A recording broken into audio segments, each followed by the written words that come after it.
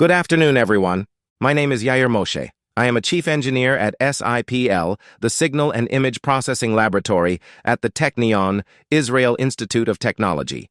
Today, we are excited to present our project, Remote Vital Signs Monitoring via Micro SD Express. This project recently won first prize in the SDA Student Competition 2025.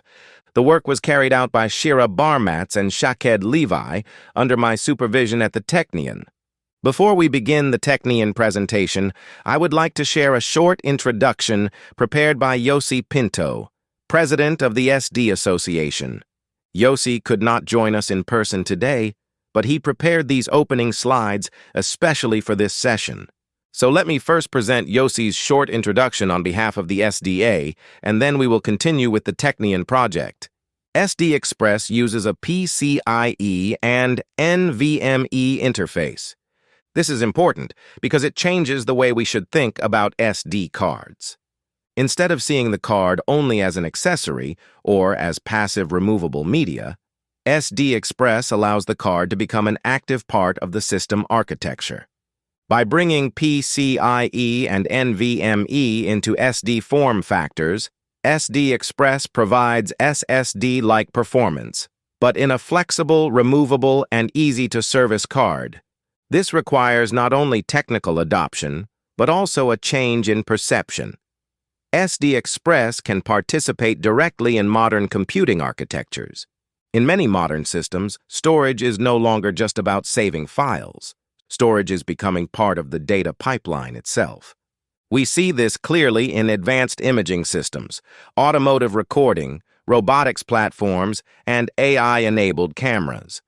These systems often perform local processing, such as object detection, event classification, or real-time analysis. That means the storage device must support capture and processing at the same time. SD Express enables sustained high bitrate capture, burst buffering, parallel data streams, and portable workflows. This reinforces the role of SD Express as an enabler of next-generation computing, not just as a storage upgrade. This combination of high speed and removability makes SD Express especially relevant for edge AI applications. Many device categories now share similar storage needs, driven by AI workloads and local processing. If SD Express proves itself in AI platforms, the same value can naturally extend into gaming, imaging, mobile devices, and other markets. So, Edge AI is not only an important application area by itself, it is also a strong entry point for broader SD Express adoption. In 2025, the SDA launched the first SD Express student competition. This annual competition brings together innovative student teams from leading universities around the world. Each team receives the same development platform, an NVIDIA Jetson Orin Nano Super Developer Kit, together with a Micro SD Express card and an M.2 to Micro SD Express adapter. The students are free to choose any project topic as long as they use the SD Express card as the main memory resource in the system. The top 3 projects receive prizes of $20,000, $10,000, and $5,000. In addition, the first prize winners are invited to present their work at one of the trade shows attended by the SDA. The 2026 competition is already running. Registration closed last week, and the results are expected to be published in October. The first prize winners of the 2025 competition were invited to present their project at the SDA booth at Computex. And that brings us here today. Shaked and I are here in person to present the winning project from the Technion, Remote PPG-based Vital Signs Monitoring. This concludes Yossi Pinto's introduction. Now, let's move to the Technion presentation. We are entering a new era of health monitoring. The demand is moving toward continuous non-invasive care that can support early detection, at home and remotely. Our goal is to contribute to health monitoring that is low-cost, scalable, and easy to use. With this type of technology, we can track heart rate, blood pressure, and other vital signs in real time. This can reduce the need for clinic visits, support telemedicine, and help identify physiological changes earlier. Most importantly, it can make health monitoring more accessible and easier to integrate into daily life. The core technology behind this project is called PPG, or photoplethysmography. PPG is an optical measurement technique that detects changes in blood volume inside tissue. The basic idea is simple. Light is emitted into the tissue using LEDs, and a sensor, called a photodiode, measures the light that is reflected back or transmitted through the body. By analyzing these light changes over time, we can track blood flow and extract physiological information. A classic example is transmissive PPG. This is the method used in standard finger clips that we often see in hospitals. The device shown on the left is called a pulse oximeter. In this setup, the LED is placed on one side of the finger, and the photodetector is placed on the opposite side. The sensor measures the light that passes through the finger. It may sound surprising, but the human body is transparent to certain wavelengths of light. That is what allows this type of optical measurement to work. So, how does transmissive PPG work? When the heart contracts, during systole, blood fills the finger, and blood volume reaches its maximum. More blood means more red blood cells and more hemoglobin. As a result, more light is absorbed or blocked, and the sensor output becomes lower. Then, between heartbeats, during diastole, blood volume is lower. There are fewer blood cells in the optical path, so more light passes through, and the sensor output becomes higher. This repeating change in light intensity creates the waveform we call the PPG signal. Another approach is reflective PPG. This is the method widely used in modern smartwatches. Here, the LED and the photodetector are placed on the same side of the tissue. Instead of measuring light that passes through the body, the sensor measures light that is reflected back from the tissue. This makes the method much more practical for wearable devices.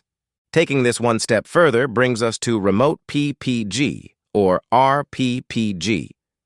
Remote PPG is a non-contact, reflective sensing method. It removes the need for a wearable sensor altogether. Instead, it uses a standard RGB camera to capture extremely small color changes in a person's skin. These changes are not visible to the human eye, but with the right processing, they can be used to extract a physiological signal. From the extracted PPG signal, we can derive a wide range of important vital signs. These include blood oxygen saturation, heart rate variability, blood pressure, respiratory rate, and additional cardiovascular indicators. In some cases, PPG-based analysis can also provide information related to mental stress and fatigue. So this single optical signal can become a foundation for many different health monitoring capabilities. Of course, remote PPG also has significant real-world challenges. The first challenge is motion. Even small movements of the face can disturb the signal.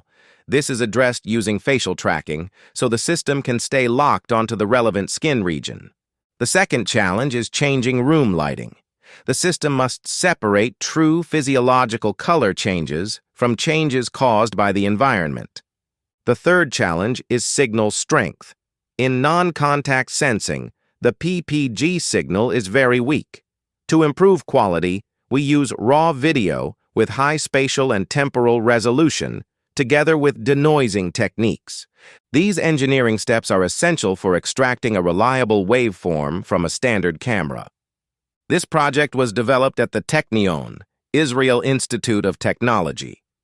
The Technion is Israel's leading science and engineering university, and a major center of research, innovation, and entrepreneurship. Israel is widely recognized as a global hub for technology and innovation. The Technion is at the heart of that ecosystem. It educates many of the engineers, scientists, and entrepreneurs who help drive Israel's high-tech industry.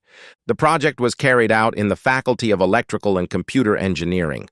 This is one of the Technion's largest and most prominent faculties, with expertise across a very broad range of fields.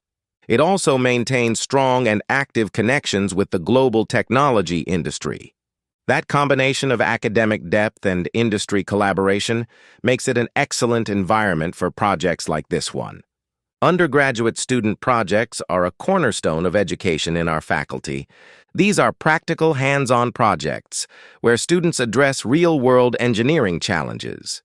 The outcome is often a working proof of concept or prototype. The system we are presenting today is a good example. It combines research, implementation, and a working demonstration on a real edge AI platform. These student projects also create an excellent opportunity for industry collaboration. Companies can fund a project, work with talented students, and focus the work on a relevant technological challenge. At the same time, the industry partner can retain full ownership of the intellectual property. If you are interested in exploring collaboration with our faculty, you are welcome to scan the QR code on this slide and contact me directly. From this point, Shaked, one of the students who carried out the project, will continue the presentation and walk you through the system architecture and results. Shaked, the stage is yours. Thank you. Our goal was to build a system that uses a camera to capture video of a person and then processes that video on the Jetson platform. The system detects the forehead region, extracts the PPG signal, and then uses it to estimate vital signs. The challenge is that raw, high-quality video contains a very large amount of data. Processing all of it in real time is difficult. So we designed the system with two operating modes. In online mode, the system captures a person sitting in front of the camera, estimates the heart rate in real time, and saves the video at the same time. In offline mode, we process a previously saved high-quality video. This produces a stronger PPG signal, improves heart rate accuracy, and also enables the extraction of additional vital signs. Both operating modes follow a similar pipeline. The main difference is the video quality, which directly affects how much information we can extract. The camera provides raw video, so the first step is color conversion. In online mode, we downscale the video in both spatial resolution and frame rate. This allows us to process the video in real time, while also saving it for later analysis. In both modes, we detect facial landmarks and extract the forehead region. You can see here that the forehead is extracted as a trapezoid, following its natural shape. Then we extract the PPG signal, denoise it, and process it to calculate heart rate. Offline mode allows additional analysis, such as respiratory rate and heart rate variability.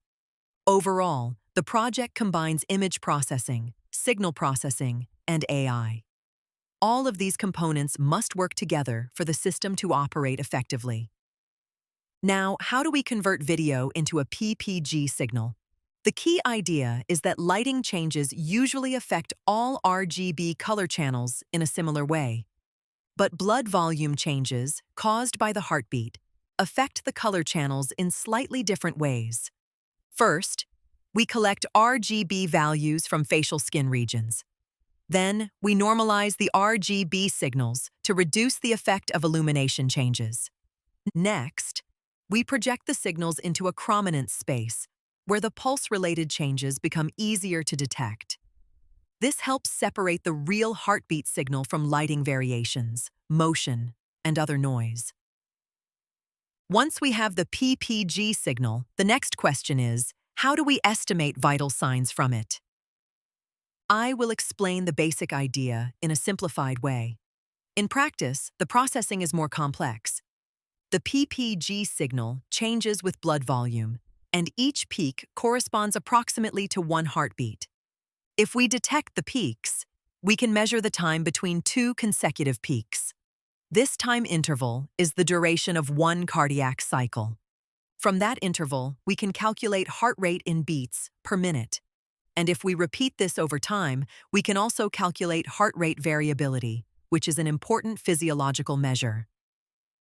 To achieve high quality, we would like to process video at 2560 by 1440 pixels at 30 frames per second and 1.5 bytes per pixel. This requires a data rate of about 167 megabytes per second. Processing that full-resolution video completely in real time is not practical, even on a powerful edge platform like the Jetson Orin Nano. So in online mode, we process a lower-resolution video, 1,280 by 720 pixels, at 15 frames per second. That requires about 21 megabytes per second, which the Jetson can handle in real time.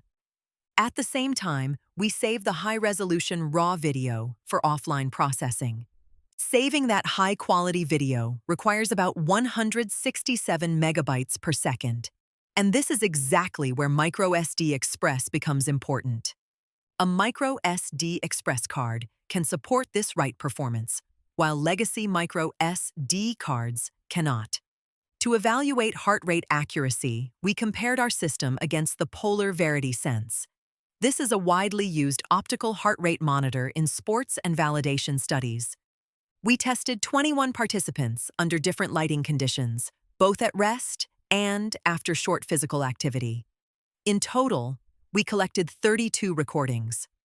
The online, real-time system achieved a mean absolute error of 8.3 beats per minute.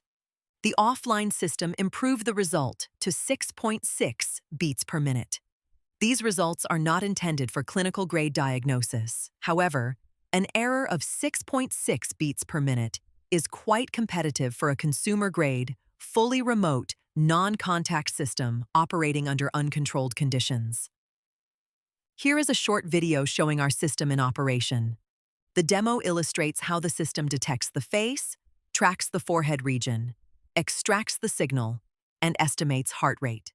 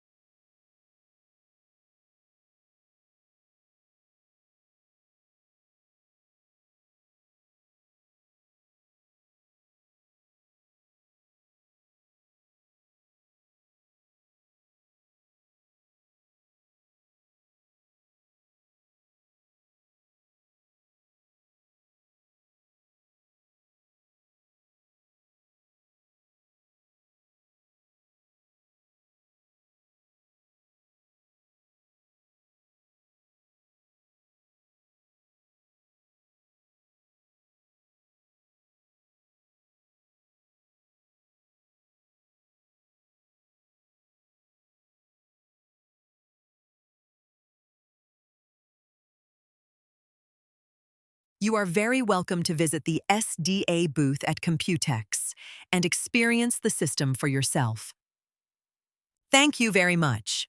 For more information or for collaboration opportunities, you are welcome to scan the QR code and contact Yair directly by email. We will be happy to answer your questions.